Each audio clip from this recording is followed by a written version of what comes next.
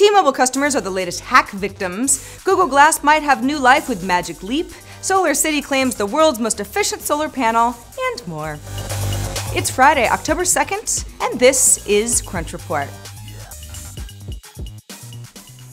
Well, T-Mobile customers, have you heard the good news? Your personal information may have been hacked. About 15 million T-Mobile customers were affected by a hack on Experian, which is the vendor that processes T-Mobile's credit applications. Now, new applications who required a credit check for service or a new device between September 1st and September 15th are affected, including social security numbers, driver's license numbers, and passport information. But Experian did say that the hack doesn't include its consumer credit database. The company also says it notified customers that may be affected as soon as it discovered that the hack had happened, then secured its servers, then began an investigation, notified law enforcement.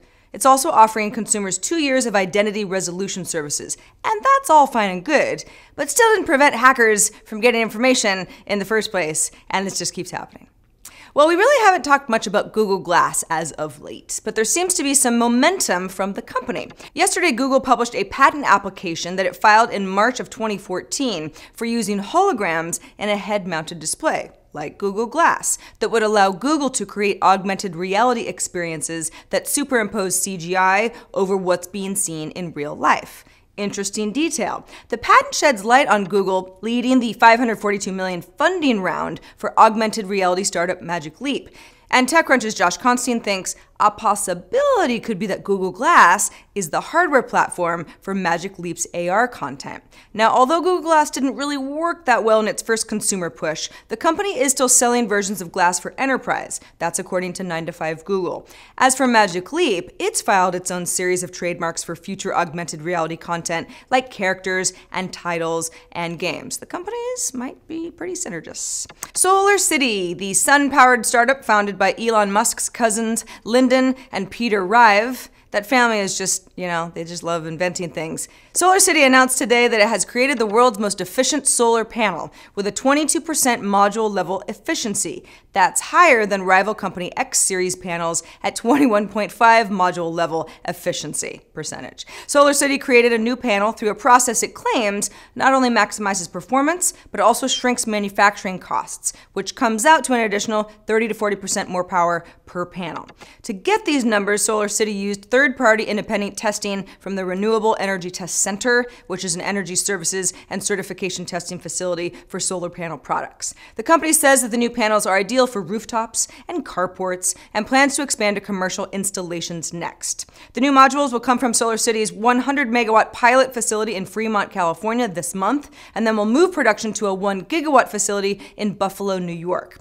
SolarCity expects to produce 9,000 to 10,000 solar panels per day once production is in full swing. Back to Google for a moment, which as of today is now a wholly owned subsidiary of new parent company Alphabet. This is according to a new filing with the Security and Exchange Commission, or SEC. The new corporate structure was announced back in August. It took us all by surprise. Today it is official though. Google will continue under CEO Sundar Pichai, while Alphabet serves as a collection of companies led by CEO Larry Page.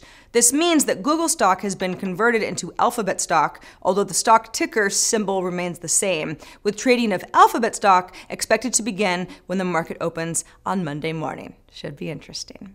Time to check in on disruptive car technology. Elio, which is a cute little three-wheel, two-seat, 86-mile-per-gallon teeny car built by Elio Motors, is looking to retail for a base price of around $6,800 after they get a round of fundraising to start manufacturing vehicles in an old GM factory in Louisiana.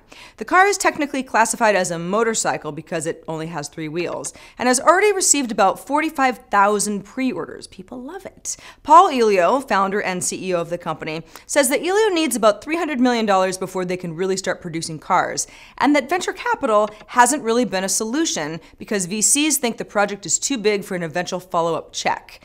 However, Elio may be able to take advantage of Regulation A+. That is a new SEC regulation that will allow non-accredited investors to invest in private startups up to $50 million in return for a stake in the company. For the rest of the money that Elio needs, the company has applied for a $186 million ATVM loan from the Department of Energy that focuses on things like reducing dependence on foreign oil and creating American jobs, and has already funded projects at Tesla, at Ford, and Nissan. And that is the report for the day and the week. I'm Sarah Lane. Crunch Report airs Monday through Friday at 7 p.m. Eastern, 4 p.m. Pacific, right here on TechCrunch.com. Have a great weekend. See you Monday.